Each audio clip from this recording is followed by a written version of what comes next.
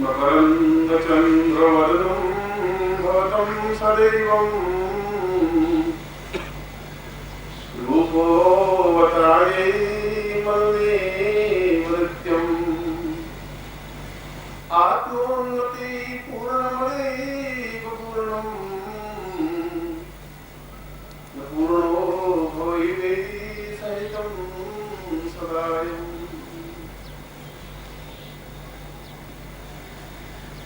आज का प्रवचन में महाविद्योपनिषद के इस श्लोक से प्रारंभ कर रहा हूं। श्लोक से पहले 3-4 बातें। एक तो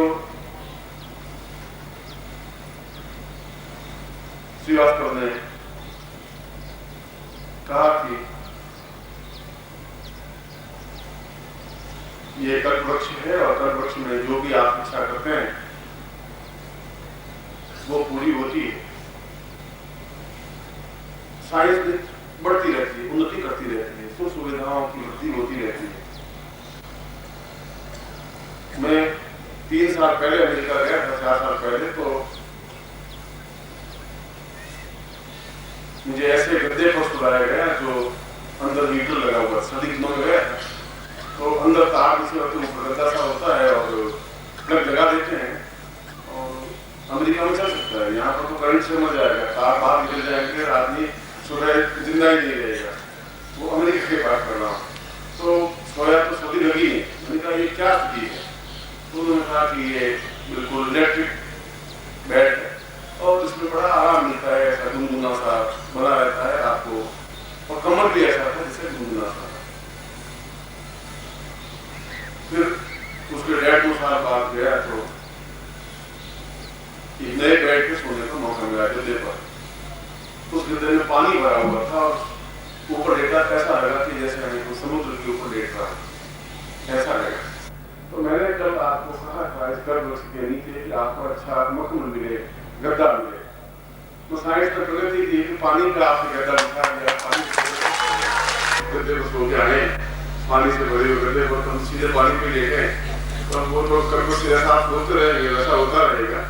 इसलिए बड़ी बात सोचे और ऐसा बात नहीं सोचे कि अच्छा पड़ोसी की सारी एक आंख खत्म हो जाए। कल्पवृक्ष तो है, इसलिए थोड़ा सा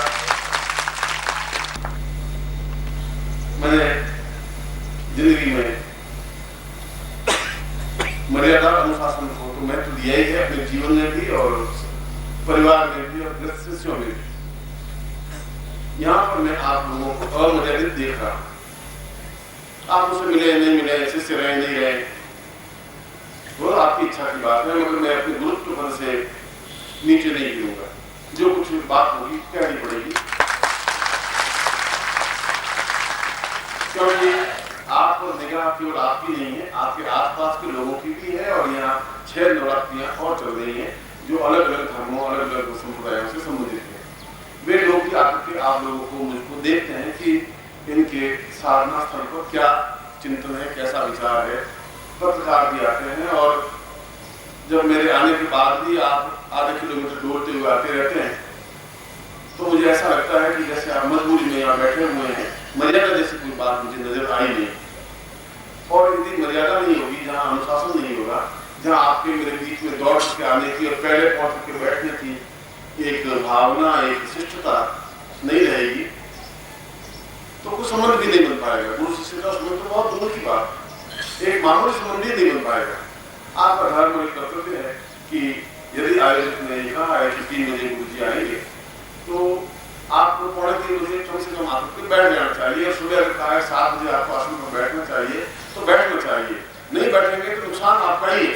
नुकसान इस दृष्टि से है कि जो कुछ मिलना चाहिए वो नहीं मिल पाएगा और मन में एक बड़ा क्षोभ, मन में एक बड़ा वितृष्णा पैदा सी होगी कि मैं किन लोगों को तैयार कर रहा हूँ, कैसे तैयार होगी, कैसे इन लोगों को जब मैं बार बार ये कहता हूँ कि ये सिद्धांत समझ आएंगे तो मैं किस चिंतन से उन संन्यास शिष्यों से लड़ूंगा, किस बात से लड़ूंगा। कहूंगा कि ये बिल्कुल एक मर्यादित शिष्य है, ये अपने आप में उच्च कोटि के शिष्य है, मेरे मुंह से बात कैसे निकली? नहीं निकल सकती। ये तो आपका चिंतन है, मुझे तो 3 दिन बिताए, 4 दिन और आपके मध्य प्रदेश में बिता दूंगा। मैं तो 4 बार यहाँ शिविर 4 बार कैंसिल होते गए। अमरकंटक में हुआ तो मैं आते हुए भी नहीं आ पाया, इससे पहले भी जबलपुर में हो रहा था शिविर, शायद शुक्ला ने कर दी थी, मैं नहीं आ पाया, वहां पर भी कोई कांड हो गया। ऐसे 3-4 शिविर कैंसिल होते गए। शायद प्रभु की या गुरुदेव की इच्छा होगी कि ऐसे अमर्यादित शिष्यों के बीच में जाकर तू करेगा भी क्या, जहाँ पे क्षोभ होगा, वितृष्णा होगी, तो वहां तुम्हें जाना ही नहीं जाएगा, तो अपना अपमानित महसूस करेगा, उससे क्या लाभ होगा। शायद उस वजह से जोधपुर का शिविर आज से 4 साल पहले हो रहा था, कैंसिल हुआ और मैंने कैंसिल किया। उन्होंने तो पूरी तैयारी कर दी थी, अंतिम क्षण तक भी। अमरकंटक में भी बिल्कुल तैयार थी, मेरे आने की टिकट लिया हुआ था, लेकिन मैंने आने के लिए कैंसिल किया। इसके अलावा एक और शिविर था, तब भी कैंसिल किया। इस बार तो अंतिम क्षण तक भी ऐसा ही रहा कि शायद जाए नहीं जाए, बड़ा ऐसा घूमने को भी रहती नहीं। मैं आपको दोष भी नहीं देता, ये तो आपके अंदर की एक भावना है, आप किस प्रकार से अपने जीवन को अनुशासित करें, जिस ढंग से आप जीवन को व्यतीत करना चाहें आप कर सकते हैं। मगर मेरे होठों पर बहुत अच्छा चिंतन देके जाऊं तो ज्यादा अच्छा रहेगा। और भी कई प्रांतों में गया, मध्य प्रदेश बहुत ज्यादा समर्थ प्रदेश है, इस प्रदेश से मेरा एक संबंध है, आत्मीयता भी है। यहाँ पर मैं बहुत घूमा हूँ, जोधपुर के किनारों पर, जोधपुर की इस नदी के किनारे पर, नर्मदा के किनारे पर मैं बहुत रहा हूँ। और आप लोगों ने मर्यादा देखी है, इसलिए उसका क्षोभ होना आप लोगों के लिए, मेरे लिए सोचने की बात स्थिति पैदा कर देती है। अगर मैं गुरु जी सामने ये बात कह रहा हूँ तो मुझे गले तक भर गया होगा, तब कहा होगा उसने, बाकी उसके मुंह से ऐसी बात निकलती नहीं है। वो आपकी तरफ भी 98% आपके फेवर में रहता है, मेरे फेवर में 1-8% ही रहता है। मगर फिर भी हमें कुछ प्राप्त करने के लिए मर्यादा, एक अनुशासन, एक गुरु के प्रति अटैचमेंट, चाहे मैं गुरु हूँ चाहे कोई भी हो, आपके जीवन में मेरे बात में दूसरा आएगा, तीसरा आएगा, चौथा आएगा, नहीं आएगा, मगर वो तो आपकी चिंतन की बात है। इसलिए हम भावना ये नहीं कि अगर 12 घंटे हमारे कम हो गए, कल की लेट हो गया, दिन को सुबह कोचिंग करना था वो नहीं कर पाया, या सुबह मुझे जो साधना देनी थी वो नहीं दे पाया, मुझे नहीं दे पाया, तो फिर एक खंड अधूरा रह जाएगा। यदि मुझे 7 या 8 साधना आपको समझानी है, देनी है, यदि मैंने कहा कि इस नवरात्रि में आपको पूर्ण क्रम मुझे समझाना है, तो क्रम में अगर 2 सीढ़ियां 3 सीढ़ियां बीच में रह गई तो आप ऊपर तक नहीं पहुंच पाएंगे। इसलिए बीच में आने के पीछे मेरा कारण, मेरी मजबूरी, मेरा चिंतन, मेरी विचारधारा यही थी। मैं तो अब ये कहता कि अब 4 तो बज गए, 4 बज गए, अब तो 7 बजे पहुंचते हैं, 2-2.5 घंटे में क्या फर्क पड़ता है, बोलियों की मूंगफली टूंग ही रहे हैं, आराम से 4 पीने दीजिए और फिर आपके बैठना है तो बैठ जाएंगे, थोड़े आरती कर लेंगे, थोड़ा जय 4 से बात कर देंगे, मैं भी खुश हो जाऊंगा और वो भी खुश है। अब ऐसे ही खुशी करनी है तो 3-4 दिन कर देंगे। वो क्षोभ हुआ मुझे, अच्छा नहीं लगा, और नहीं लगा तो नहीं लगा, और कल अच्छा लगेगा तो मैं आपको कह दूंगा, आप अच्छा लगेगा तो आपकी मर्यादा की बात है, आपके चिंतन की बात है। 2 दिन अगर आप तो नहीं बोलेंगे तो आप ज्यादा लाभ में रहेंगे। और कैसे लाभ में रहेंगे, वह तो आपकी लकड़ी को सुन में घिसने से, चुन की लकड़ी से घिसने से आपको मालूम नहीं होता कि इसके घिसने से मुझे क्या लाभ होगा। मगर जब उसमें सुगंध फूटती है तो कोई वो चंदन का पेड़ उस आपकी लकड़ी को मंत्र नहीं सिखाता, कोई साधना भी नहीं सिखाता, कोई मंत्र जाप भी नहीं करता, कोई माला भी नहीं जपता, केवल शरीर से दर्शन करता है, आमने सामने देखता है। केवल चंदन की लकड़ी, आपकी लकड़ी को बांध करके साथ में रखा जाता है और चंदन का कुछ घटता नहीं है, आपकी लकड़ी में खुशबू आ जाती है। यदि आप मेरे प्रभाव में हैं, मेरे सामने हैं, तब भी एक दूसरे की, अगर मैं सत्य बात करता हूँ तो नेत्रों से सत्य बात करता हूँ, तो आपको देखता हूँ सत्य का प्रभावित होगा, आंखें तो वो की बोल ये अच्छी तरह से बढ़ जाए मेरे जीवन में, शरीर में, मेरे खून में, रक्त में, मैं उसको ज्यादा पसंद करता हूँ। और तीसरी बात, नंद किशोर ने ये कही कि हमारे जीवन का प्रत्येक पन्ना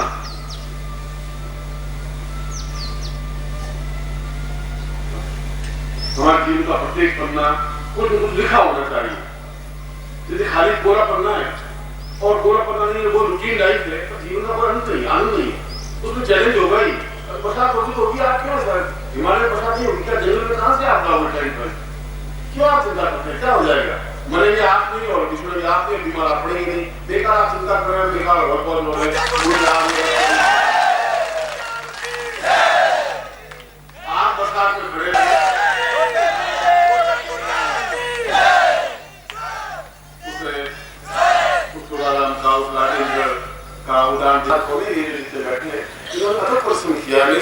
समझ रहा हूं, मगर उसके बावजूद भी अगर प्रकृति है तो आप बहुत अधिक विचलित हो जाते हैं प्रकृति के माध्यम से। प्रकृति को साथ में सिखाता ही प्रकृति हमारे अनुकूल रहेगी, बरसात होगी अपनी जगह होगी, हम क्यों उसको रोकेंगे, आंधी आएगी अपनी जगह आएगी, तूफान आएगा अपनी, तुम्हारे शरीर के अंदर बहुत तूफान मचा हुआ है, उसको आप शांत करने की कोशिश नहीं करें। बाद तूफान को बाद की बरसात से आप घबरा रहे हैं, विचलित हो रहे हैं, ऐसा विचलित होने की जरूरत नहीं। और मैं फिर कल पक्षी के नीचे कल जैसा कहा कि बरसात हो, घबराएंगे, खड़े रहेंगे, बरसात होने लगेगी, तो चलो आप ऐसा नहीं कहेंगे कि भाई बरसात हो, घबराएंगे, कल पक्षी के नीचे हर एक बात सीधी सीधी बोलेंगे, मगर फिर भी आप एक आनंद के साथ प्रत्येक क्षण के साथ मेरे साथ मिलिए, मेरे सामने आइए, मुझसे बातचीत करिए और मैं आपसे सबसे मिल के जाऊंगा। आप यहाँ से शिविर छोड़ के वहां आके खड़े हो जाते हैं, बात भीड़ लगे शिविर में है 20 लोग, वहां 200 लोग, मैं मिलूंगा आपसे, जो मैंने कहा आपसे मिलूंगा, तो मैंने टाइम दिया है आपको, हो जाएगा, इतने आप डिस्टर्ब नहीं हो, विचलित नहीं हो, ये सब शिविर खत्म करके वहां भाग के आने में भी कोई आनंद नहीं है, उचित नहीं है, मुझे बड़ा बहुत सा लग रहा है। और दूसरी बात उसने ये कही कि ईश्वर के प्रति और गुरु के प्रति और आम लोगों के बीच में और कहीं पर भी हमारा व्यक्तित्व ऐसा हो कि जहां भी जाए उस ढंग से अपने आप को ढाल दें। गजल गाने में, गजल सुनने में कोई दोष नहीं है, कोई दोष नहीं है, वो हम ढाल नहीं पाते अपने आप को, प्रवचन करने में कोई तकलीफ नहीं है, हम अपने आप को कन्वर्ट नहीं कर पा रहे। और जब अपने आप को बदलने की क्रिया आपको इसलिए नहीं है कि आपके पास वो विद्या नहीं है, वो ज्ञान नहीं है, जिसकी वजह से आपका पूरा जीवन का एक एक क्षण, एक एक कण अपने आप में आनंदमग्न हो। कल मैंने आपको लक्ष्मी सा एक प्रयोग समझाया कि इस लक्ष्मी के प्रयोग के माध्यम से हम जीवन में बहुत सुविधाएं प्राप्त कर सकते हैं। मैं भी समझता हूं कि सुविधाएं प्राप्त कर सकते हैं, और यदि ऐसा प्रयोग करते हैं तो ऐसा होता ही है। मगर यदि आपकी आंख में कशिश नहीं है, ताकत नहीं है, आकर्षण नहीं है, तो आप किसी को भी रिझा नहीं सकते, अनुकूल नहीं बना सकते। आपकी आंख की चिंगारी में अंगारा भी हो और एक आकर्षण भी हो, शीतल भी हो, दो आंखें भगवान ने दी हुई है, एक प्रेममय हो, एक भिगी हुई मधुरता युक्त ओज की तरह झिलमिलाती हुई, देखिए तो हम मोहित हो जाए। और दूसरी आंख में चिंगारी भी होनी चाहिए कि सामने शत्रु खड़ा हो तो एकदम से गस खा करके गिरने की मजबूर हो जाए, आकर्षण युक्त हो जाए। कोई विधि है क्या? कोई ऐसी स्थिति है कि पूरा शरीर एक चुंबकीय समूह बन जाए? क्यों? कोई एक स्त्री होती है, एक लड़की होती है जिसके पीछे 50, 100, 200 उसको देख के ठिठक जाते हैं कि बहुत सुंदर है। क्यों होता है? क्या सौंदर्य उसमें? क्यों इस पुरुष में ऐसा सौंदर्य होता है कि अपने आप में वक्षस्थल होता है, खड़ा होने की भावना होती है, चलने की स्टाइल होती है, अदा होती है, उसकी आंख में एक चीज होती है, और देखने वाली स्त्री या देखने वाला पुरुष या देखने वाला साथी ठिठक के खड़ा हो जाता है कि क्या सौंदर्य है। आधा इफेक्ट प्रभाव तो उसकी पर्सनैलिटी से पड़ जाता है। बोलने की बात, चलने की बात तो दूसरी बात होती है। क्या ऐसा सौंदर्य, क्या ऐसा प्रभाव, क्या ऐसा समूह हर व्यक्ति चाहता है? प्रत्येक स्त्री चाहती है। और पश्चिम में हमेश और वो आंखों के नीचे मस्कारा, वो जितना सब कुछ इसलिए है कि शायद अंदर से वह यौवन नहीं घूम सके तो बाहर से कुछ देवी की मान्यता बने। मगर वह तो एक नकली है, वह तो एक 4-5 घंटे का जब तक मतलब आप वो लगा हुआ पाउडर तब तक है। अगर आप उसको मुंह धुलवा दे तो अंदर बिल्कुल उसका ओरिजिनल सूर पर खाता स्वरूप है, वो सामने स्पष्ट हो जाएगा। इसलिए हमारे शास्त्रों में कहा है कि लड़की से शादी करने के लिए वो सब के 4 लाख तक आप उसको मत देखिए। सुबह 6 बजे एकदम से घर पहुंच जाएगी, जब उठे तो मालूम पड़ जाएगा असली स्वरूप उसका क्या है, तो मालूम पड़ेगा। और पुरुष में भी ऐसा ही, आप उसको बात देखिए, दौड़ते हुए आंखें धसी हुई, चश्मा चढ़ा हुआ, क्या हाल चाल है, ठीक है, अगर तुम ठीक हो, आप बहुत ताकत है, सामने तो आते हैं, अच्छा खून दे तो 40 फुट ऊपर गिरता है और बहुत ताकत है।